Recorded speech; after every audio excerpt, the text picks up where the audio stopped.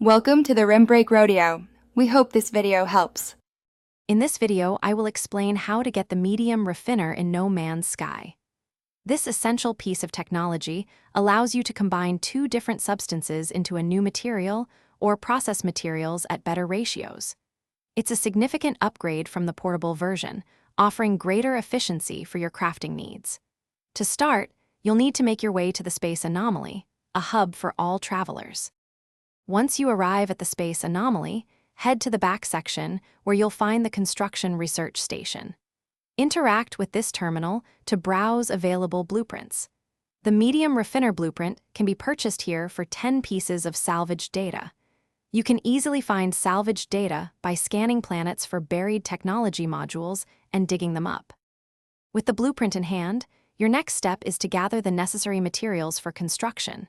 You will need 100 units of magnetized ferrite, which can be refined from pure ferrite or mined from specific planetary deposits. Additionally, you'll require 5 units of dihydrogen jelly. This jelly is crafted from 40 individual units of dihydrogen, a common blue crystal found on most planets. After collecting all the materials, you can now construct your medium raffiner. Simply open your build menu within an established base and place it. A great advantage is that it requires no fuel, drawing power directly from your base.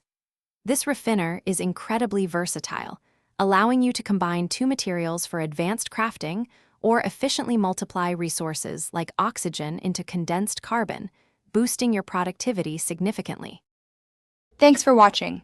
Consider subscribing if we helped you.